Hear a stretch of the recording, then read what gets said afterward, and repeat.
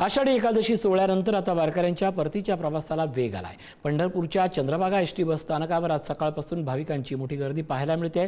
वारकऱ्यांची गैरसोय टाळण्यासाठी राज्य परिवहन महामंडळानं 5,500 विशेष बसगाड्या आणि 13,000 कर्मचारी तैनात केले असून 40 प्रवासी एकत्र होताच त्यांना थेट गावापर्यंत सोडण्याची विशेष सुविधा उपलब्ध करून देण्यात आली आहे। त्यामुळे यंदा अनेकांनी भाविकांनी खासगी वाहनांऐवजी एसटीला पसंती दिली आहे। काल आषाढी यात्रेचा सोहळा संपन्न झाला। सोहळ्यानिमित्त पंढरपूरमध्ये जवळपास 32 लाखाहून भाविक पंढरपूरमध्ये दाखल झाले होते। आपण बघितलं तर पंढरपूरमध्ये राज्यातून येणारा भाविक हा चालत येतो, पण परत परत जाताना एसटीने सुखरूप प्रवास करतो।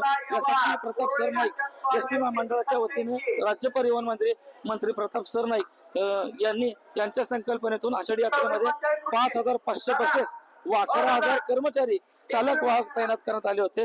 जातो माघारी पंढरीनाथा तुझे दर्शन झाले आता या युक्तीप्रमाणे आज सर्व प्रवासी एसटीने सुखरूप प्रवास करताना आपल्याला पाहायला मिळतात। माझ्याबरोबर काही प्रवासी आहेत। काय सांगाल माऊली, किती वारी आहे तुमची? रामकृष्ण हरी माऊली, 7वी वारी आमची आहे आणि कधी कधी आम्ही पायी कधी बसने प्रवास कसे कामाच्या निमित्ताने का सर्वांना यायला जमत नाही। सर्व मंडळी आम्ही बस करून येतो, रिझर्वेशन करतो आणि इथं आल्यानंतर आम्हाला सुख समाधान मिळतो। आम्ही सर्व दुःख विसरून जातो आणि या संतांच्या संगतीमध्ये आम्ही सहभाग होऊन आमचा आनंद लुटतो। आणि आषाढी वारी कालची एकादशी, आजची द्वादशी उपवास सोडल्यानंतर आम्हाला समाधान मिळालं, पांडुरंगाचं दर्शन घेतो।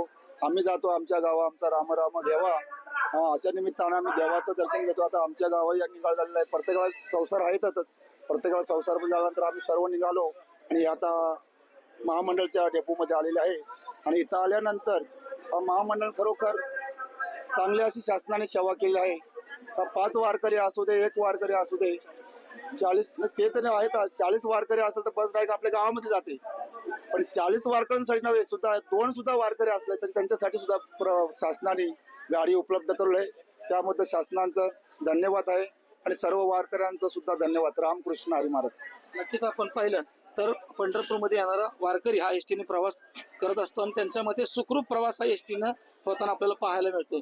माऊली डांगे, पुढारी न्यूज, पंढरपूर।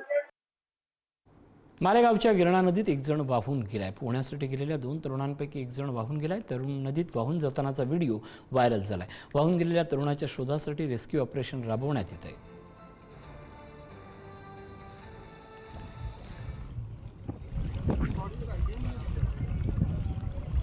मालेगावच्या गिरणा नदीतला हा प्रकार आहे। 2 जण तरुण हे पोहायला गेले होते, मात्र त्यापैकी एक जण वाहून गेल्याची बातमी समजते। दरम्यान वाहून गेलेल्या तरुणाला वाचवण्याचे आता जोरदार प्रयत्न सुरू आहेत।